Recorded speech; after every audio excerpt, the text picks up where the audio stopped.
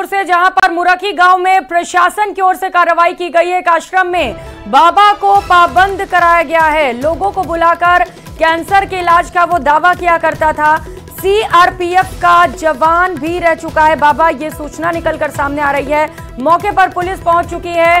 बाबा को पाबंद किया गया है क्योंकि वो लोगों को गलत बयान देकर अपने पास बुलाता था, गलत दावा उसकी ओर से पेश किया जाता था। मंगलवार और शनिवार को बाबा का दरबार लगता था।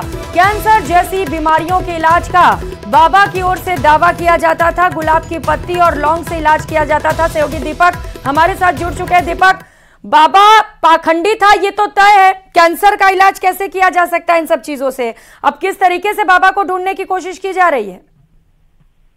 देखिए प्रियंका, हाथरस कांड के बाद प्रशासन लगातार सक्रिय नजर आ रहा है और जहां जहां पर इस तरह से लोगों को झांसे में लेकर के इलाज का दावा किया जाता है या फिर किसी प्रकार की जो दरबार लगाया जाता है, उन पर लगातार अब कार्रवाई की जा रही है। और ये पूरा बयाना उपखंड का मामला है मुरकी गांव का। यहाँ पर एक बाबा का दरबार लगता है। मंगलवार शनिवार को ये दरबार लगाया जाता है।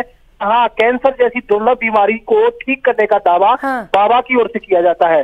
बड़ी संख्या में लोग वहां एकत्रित होते हैं और गुलाब की पत्ती और जो लौंग होती है उनसे कैंसर जैसी दुर्लभ बीमारी को ठीक करने का जो दावा है वो किया जाता है। जैसे ही प्रशासन को सूचना मिली, प्रशासन ने पुलिस को वहां भेज करके बाबा को पाबंद कराया है और वहां पर जो लोग मौजूद थे उनको वहां से वापस भेजा है। यानी कि साफ तौर पर जिस तरह से इस तरह के जो आश्रम चल रहे हैं, दरबार लगाए जा रहे हैं, उन पर अब लगातार कार्रवाई की जा रही है। और ये जो कार्रवाई है तो हाथरस कांड के बाद लगातार जो सक्रियता है प्रशासन की वो देखने को मिल रही है। अभी ये और भी ये जांच की जा रही है कि किस तरह से लोगों को ये दावा किया जाता है, कितने लोग इनके पास आते थे, क्या इस तरह की जो बीमारियां हैं वास्तविक उनको ठीक किया जाता था या फिर एक ढोंग जो है वो पाखंड यहाँ पर किया जा रहा है। इस तरह की जो मामले की जो जांच है वो अब की जाएगी। फिलहाल बाबा को पाबंद कराया गया है और जो लोग वहां पहुंचे थे उनको समझाया गया है। जी, पाखंडी बाबाओं पर इस तरीके की कार्रवाई बड़ी जरूरी हो जाती है क्योंकि लोगों को बहकाने की कोशिश की जाती है, गलत दावे उनकी ओर से पेश किए जाते हैं, जिसकी वजह से कई लोगों की मौत भी हो जाती है क्योंकि वो डॉक्टर के पास ना जाकर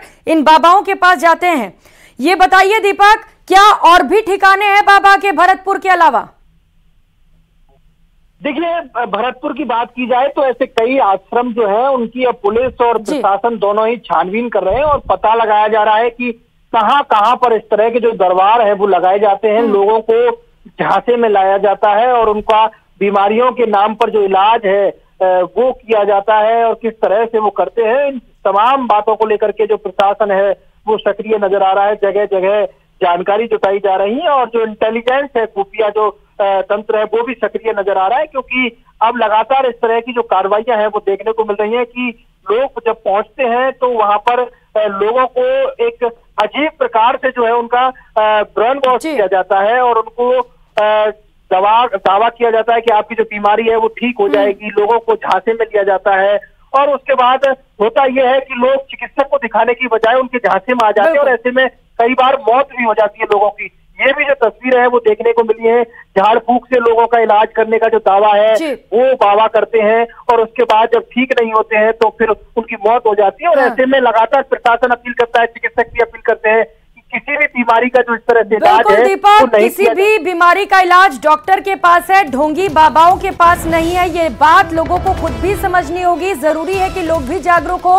न्यूज़ 18 भी सभी से अपील करता है, जो लोग हमें इस वक्त सुन रहे हैं, देख रहे हैं, कि पाखंडी और ढोंगी बाबाओं के चक्कर में ना पड़े, डॉक्टर को दिखाएं किसी भी बीमारी के इलाज के लिए। बहुत शुक्रिया आपका दीपक, तमाम जानकारियों के लिए। और चलिए खबरों में आगे बढ़